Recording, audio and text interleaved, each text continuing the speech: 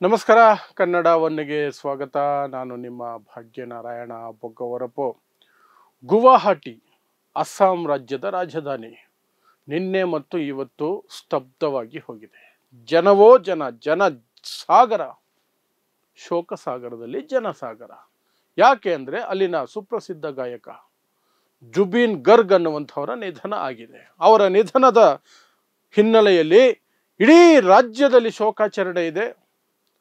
ಅಧಿಕೃತವಾಗಿ ರಾಜ್ಯ ಸರ್ಕಾರನೇ ಶೋಕಾಚರಣೆಯನ್ನು ಘೋಷಣೆ ಮಾಡಿದೆ ಮತ್ತು ಲಕ್ಷಾಂತರ ಜನ ಗುವಾಹಟಿಗೆ ಬಂದಿದ್ದಾರೆ ಅಂತಿಮ ದರ್ಶನವನ್ನು ಪಡ್ಕೊಳ್ಳೋದಕ್ಕೆ, ಅಂತ್ಯ ಸಂಸ್ಕಾರದಲ್ಲಿ ಪಾಲ್ಗೊಳ್ಳೋದಕ್ಕೆ. ಹಾಗಾದರೆ ಯಾರು ಈ ಜುಬಿನ್ ಗರ್ಗ್? ಹೇಗೆ ಅವರ ಸಾವಾಯಿತು? ಅಷ್ಟೊಂದು ಜನ ಬಂದಿರೋದರ ಹಿಂದೆ ಏನಿದೆ ಅಷ್ಟು ಪ್ರೀತಿ ಅವರ ಮೇಲೆ ಅನ್ನೋದರ ಜೊತೆಗೇನೆ ಇಲ್ಲಿ ದೊಡ್ಡ ಪ್ರಶ್ನೆ ಬರುವಂತಹದ್ದು, ಅವರ ಪೋಸ್ಟ್ ಮಾರ್ಟಮ್ ಅನ್ನ ಎರಡೆರಡು ಬಾರಿ ಮಾಡೋದು ಅಂತಹ ಅವಶ್ಯಕತೆ ಯಾಕೆ ಬಂತು? ಸ್ವತಃ ಅಲ್ಲಿನ ಮುಖ್ಯಮಂತ್ರಿ ಹಿಮಂತ ಬಿಸ್ವ ಶರ್ಮಾನೇ ಮುಂದೆ ನಿಂತು ಅವರ ಹೆಂಡತಿಯ ಜೊತೆ ಮಾತಾಡಿ ಎರಡನೇ ಪೋಸ್ಟ್ ಮಾರ್ಟಮ್ ಮಾಡಿಸಿದ್ದಾರೆ. ಎರಡೆರಡು ಬಾರಿ ಪೋಸ್ಟ್ ಮಾರ್ಟಮ್ ಆಗಿದೆ. ಸೊ ಏನಿದು ಇಡೀ ಪ್ರಕರಣ ವಿಚಿತ್ರವಾಗಿದೆಯಲ್ಲ ಅಂತ ನಿಮ್ಮ ಮುಂದೆ ಇಡುವಂತಹ ಪ್ರಯತ್ನವನ್ನು ಮಾಡ್ತಿದ್ದೀನಿ.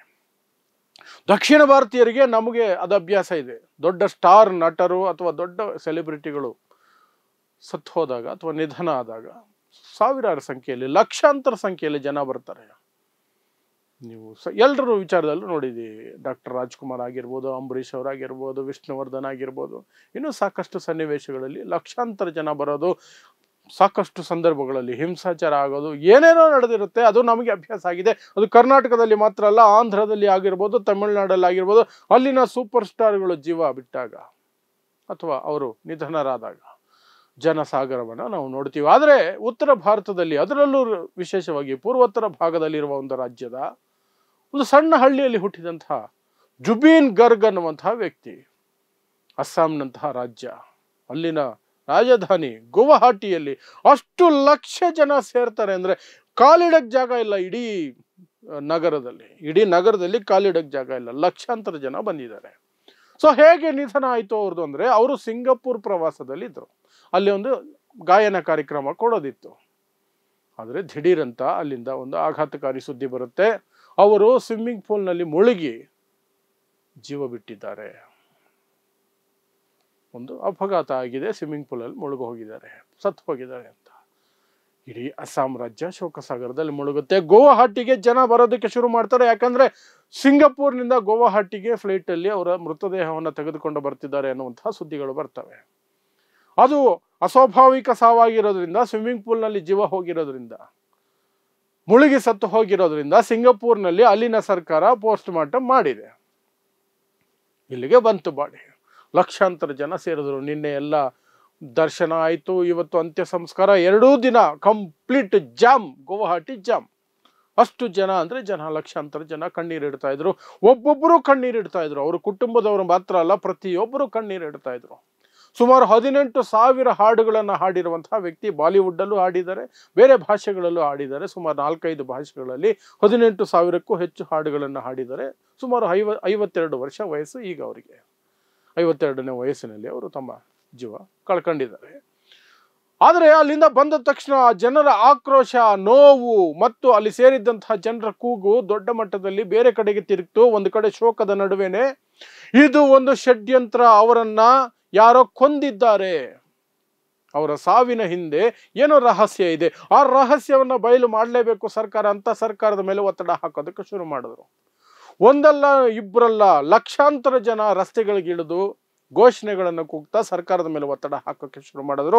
ಆ ರಹಸ್ಯವನ್ನು ಭೇದಿಸಬೇಕು. ಹೇಗೆ ಸತ್ತರು ಅವರು? ಚೆನ್ನಾಗಿ ಹೋಗಿದ್ರು, ಚೆನ್ನಾಗೇ ಇದ್ರು. ಸ್ವಿಮ್ಮಿಂಗ್ ಪೂಲಲ್ಲಿ ಅದು ಹೇಗೆ ಜೀವ ಬಿಟ್ಬಿಡ್ತಾರೆ, ಸತ್ತು ಹೋಗ್ಬಿಡ್ತಾರೆ ಮುಳುಗಿ, ಅದನ್ನು ಅನ್ನುವಂಥ ಪ್ರಶ್ನೆಗಳು ಬರ್ತವೆ. ರಾಜ್ಯ ಸರ್ಕಾರಕ್ಕೂ ಸಹ ದೊಡ್ಡ ತಲೆನೋವಾಗತ್ತೆ.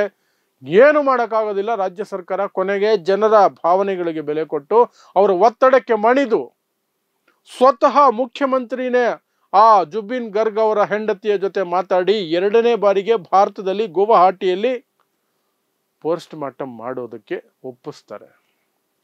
ಪೋಸ್ಟ್ ಮಾರ್ಟಮ್ ಆಗಿದೆ. 2 ಬಾರಿ ಪೋಸ್ಟ್ ಮಾರ್ಟಮ್ ಆದ ನಂತರ ಈಗ ಅಂತ್ಯಕ್ರಿಯೆ ನಡೆದಿದೆ. ಸೊ ಈ ರೀತಿ ಭಾರತದ ಇತಿಹಾಸದಲ್ಲಿ ದಕ್ಷಿಣ ಭಾರತವನ್ನು ಬಿಟ್ಟು ಬೇರೆ ಭಾಗದಲ್ಲಿ ಯಾವುದೋ ಒಂದು ಸೆಲೆಬ್ರಿಟಿ, ಅದು ಒಬ್ಬ ಗಾಯಕ, ಸಿನಿಮಾ ನಟ ಸಹ ಅಲ್ಲ, ಗಾಯಕನಿಗೆ ಈ ದೊಡ್ಡ ಮಟ್ಟದಲ್ಲಿ ಅಭಿಮಾನಿಗಳು ಅವರ ರೋಧನೆ, ಅವರ ವೇದನೆ ಮತ್ತು ಆ ರೀತಿಯಾದಂತಹ ಸರ್ಕಾರದ ಮೇಲೆ ಅವರು ಹಾಕಿದ ಒತ್ತಡ ಇತ್ತಲ್ಲ, ಇಲ್ಲಿಯೂ ತನಿಖೆ ಆಗಬೇಕು.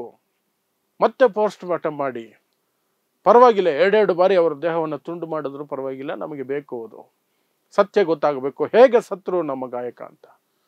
ಆ ರೀತಿಯಾದಂಥದ್ದು ಭಾರತದ ಇತಿಹಾಸದಲ್ಲೇ ಇದೆ ಮೊದಲು. ಮತ್ತೆ ಯಾರು ಸಹ ಊಹಿಸಿರೋದಿಲ್ಲ, ಗುವಾಹಟಿಯ ಒಬ್ಬರ ಸಿಂಗರ್ ಬಾಲಿವುಡ್ಡಲ್ಲಿ ಹೆಚ್ಚಿಗೆ ಹಾಡಿಲ್ಲ, ಗುವಾಹಟಿ ಭಾಷೆ ಬೇರೆ ಭಾಷೆಗಳೆಲ್ಲ ಹಾಡಿರುವಂಥದ್ದು, ಗುವಾಹಟಿಯಲ್ಲಿ ಅಸ್ಸಾಮೀಸಲ್ಲಿ ಮತ್ತು ಬೇರೆ ಭಾಷೆಗಳೆಲ್ಲ ಹಾಡಿರೋದು.